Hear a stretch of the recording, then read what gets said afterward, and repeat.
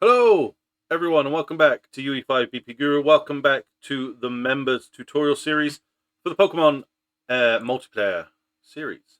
We're going to be back in to finish our battle widget setup and basically get the last of the bindings done.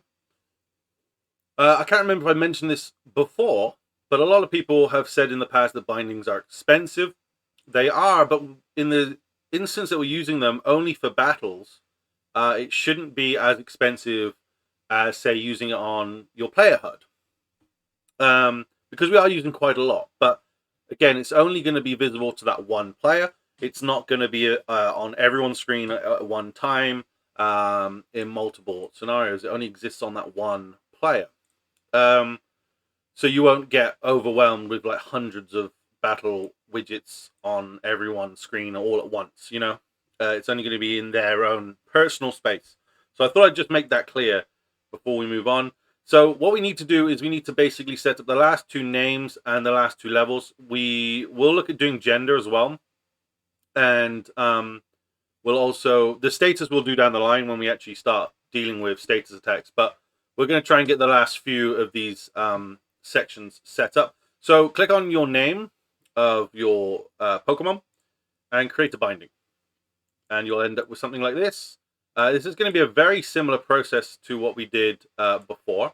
And we can actually take an example, for example, our health. So if we take get party health as an example, we can actually just copy a lot of this down. I'm not going to take all of it, just the branch text and the other bits. And we're going to go back to our party name and we'll plug this in here, like so. We're going to take the return node and we're going to get oh gosh, don't do that. That's a bit excessive. 2 return nodes, that's what we're after. And plug that into here and plug that one into there. Now, we don't need the final stats. We don't need that. All we need is going to be our given name because we don't want the actual name shown up. We just want the given name. So plug that in like that and do the same down here. We take that given name and do the same thing down here. And it should be as simple as that. We also need to set it up for our enemy, or the joiner, if you will. Now, again, very similar scenario where we want this to show, if you are the joiner, we want this to show the host's name. And if we're the host, we want it to show the enemy, the joiner, the wild, or the trainer's Pokemon name. So we're going to do exactly what we just did, but in reverse. So again, go to party name, grab all of this lovely code, like so, and chuck it in here. The other thing someone did ask me is if you are, why are you calling this actors of class every time? And that's because as we battle, we're constantly updating information, the Pokemon that's in battle, you know, lots of different information is being changed constantly. So the reason we need to keep getting this is because the old reference, so for example, our battle proxy reference here, in this instance won't work because it doesn't update constantly. So that's kind of why we do that. And then just swap these around so that if we're the host, we get the enemy's name. And if we are not the host, we get the player's name. So we get the joiner, if you will. So that's why we're doing it that way as well. So that should cover the names. And the last thing we need to do at the moment is the levels. So again, very, very similar process. We can actually now take the code directly from, oh, I've shut it down. Of course I did. Party name. Open that up. We're going to copy that, all that information, and we'll go into the party level. Now, because this is already set up for the party, we can literally just keep it the same, and we'll take the enemy's one when it comes to it. And we can get rid of these string values because we're actually now going to change this from the given name, and we're going to get the current level instead on both of these. So we can get rid of those and plug those in instead, and those will change integer to text. So that's why we got rid of the other ones. Compile that, and that should be that one done. And the last one we need to do is the enemies. So create that binding. And as I said, instead of going for the party name, we're going to go straight to the enemy name. And we're just going to copy this one over instead. And that should be in the correct order we want it to be in straight away. And bring that one up here, copy and paste. Oh, and plug them in. Like so. Again, get rid of the strings and change it so that we don't have the given name and we have the current level instead. Like so. Plug that in and plug that in. Right. Compile, and don't forget to save, because again, these things do love to crash on me. So I'm saving constantly. So if we now go and pick up, let's say, for example, Charmander. We'll call him Dave. I always go for Bulbasaur, so I'm switching up. We'll get Charmander instead. And jump into our wonderful box. We got Bulbasaur, we got Charmander. And you can see now it's got Bulbasaur 4 and 5. So we don't really want it to say that. So the way we're going to change that is in our levels, not in our text. So get rid of the levels so we don't do this in the wrong. I'm going to close some of these up actually so I don't get confused and lose track of where I should be. So close all that down. And the way we're going to do this is we're going to get a string append. And we're just going to put in the first one, LV. So do a capital L, V, dot, and then a space. And instead of using this one, we're going to plug that into there. This is very long-winded, I know, but trust me, it will show the result we're looking for. So do that. And what we can do is just actually copy and paste this down and plug that into there. Get rid of that and plug that directly into here. I'm actually going to copy and paste this to save me a little bit of time. And we're going to come into here, give ourselves a little bit more space. And, oh, this is the wrong, I did close the wrong one down. Whoops. We want party level, that's what we're looking for. Lord, that could have been a fun mistake. So plug that in there, plug that one in there, chuck it into there and into there. Close down the text to integers so we don't have those annoyances to deal with or confuse us, and then just tidy it up a little bit. And that should now, in theory, show us what we're expecting to see. So again, I'll pick up Squirtle this time. I'm really mixing things up today. Always got to keep the Dave name though. That's the one thing I am keeping, the Dave name. Jump up here, jump into here. Run around a little bit. There we go. We've got Charmander, we got Squirtle, and Charmander level 4, Dave level 5, and all of that's looking great. Now, the next thing we would like to do is I'm going to create a new folder, and I'm going to call this icons, just so I know where they are. I need to find where I kept my icons. So I lost my gender icons, so I'll have to add those in later. But what we can do is we can set them up just to be colors for now.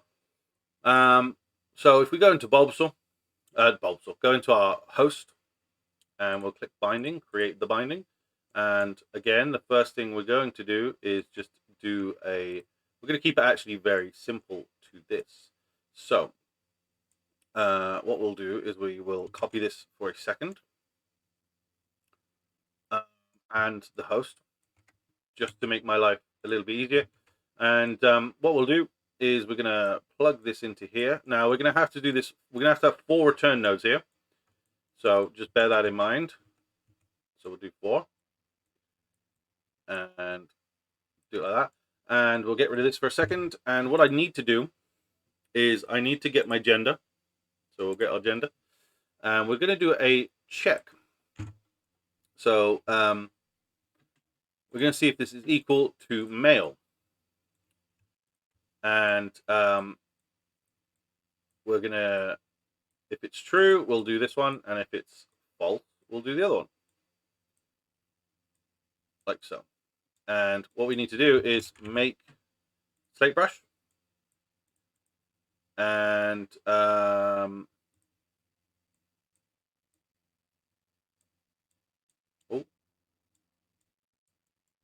just need to make it neater. It's a bit messy. So, oh God, this is what I was trying to save myself.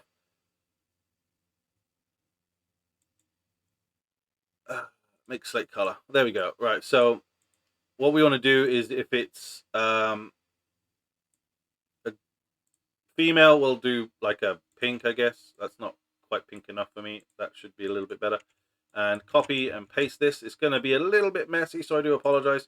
So if it is male, it'll be like blue or pink, right? Simplest way to work out if something is male or female. That needs to go into there, I think, yeah. And we'll close that one up as well to keep it nice and neat.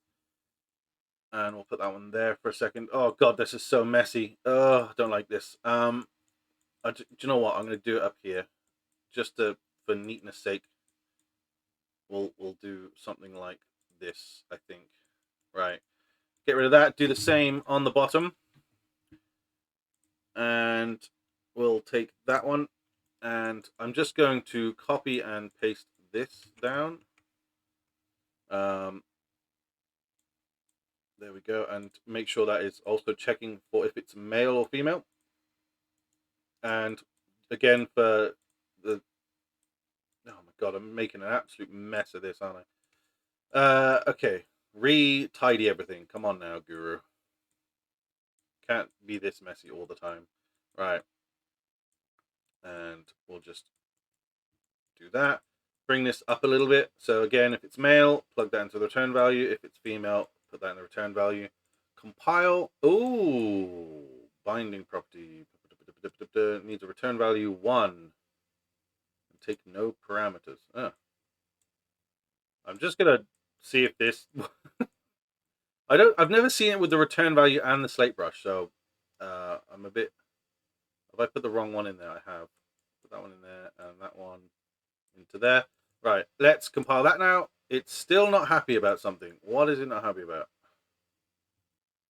I think what I've done here is technically wrong. I think what the better practice would be to for now, just change the color and opacity, because we're not actually getting an image. So I'm going to remove this binding, and I'm going to create a new binding on the color and opacity. I think we need to do the image when we actually have some images we can use. For now, we don't have images, so it's just basically not very happy. So what we can do now is just basically copy and paste this in to here, and it should be fine. It shouldn't give us that much of an error now. Yeah, there we go. The error's disappeared, and we can actually now just, instead of doing this for now, we can just change the color manually in here. So again, if it's male, make it a blue color. Same for this one, like so. And then in this one, we'll make it a kind of pinkish color, like so. Compile that. Doesn't show me the color though, does it? I don't like that. I'm gonna make a linear. Oh, I don't want to do that either. Okay, let's just put it back to... Oh, that's probably why. There we go. That's how we do it. Put that up there. There we go. And then put that in there. Oh, didn't do that quite right either. Basically, because it's black, it just takes black again, I guess. Right, and then we'll just hook that one up there. Close enough. And if we compile that, I'm going to check this is working first before I actually do the other one. But it should be. We're back to Bulbasaur. Good old Dave the Bulbasaur. Let's run this bad boy over here and just see if it comes up with the gender. It should do. I'll get my icons in one of the future videos. I'll refine them wherever the hell I put them, and we'll work that one out as and when. So we know we have a female Bulbasaur, level 5, and her name is Dave. So yeah, so that's working fine. And then what we can do is now just do what we always do, and copy and paste that into the enemy one so that we can get that enemy one like so. I think I said that twice. Don't at me in the comments. Bulbasaur goes into there. I don't know why I said Bulbasaur. Jesus, what is wrong with me? And all we need to do is just swap these values over. And for neatness sake and following the flow, we'll just scoot those back into the correct order. And yeah, so that's how that should work. And we should now have a viable gender. If you want to do an image like I was going to, I will cover it down the line. But if you're doing this now and you have an image, do it the way I did before. And you should, in theory, get your genders, your gender image. Dave, the Bulbasaur, I'm sticking to old ways, and let's go and run and see if we can get ourselves a gender for the enemy. We should do that. It's no different to the other code, but for purposes, just check it always. So we got a level 3 male Squirtle. There he is. Bulbasaur's there. Pink, female again. Female Dave. And we're good to go. That's other than the status, that's pretty much all the information you need to have when going into a battle. The next thing we need to do now is just do the functionality for the buttons and picking attacks and stuff. But we're going to cover that in the next episode. But for now, thank you so much, guys, for watching. Hopefully you found this useful for the setup of the Battle Widget Part 2. Next is going to be covering what we do with our move slots and how we determine what attack we're doing, etc. So yeah, thank you so much, guys, for watching. Much love. Thank you for being members, and I'll see you in the next episode. Much love. Take care. Bye.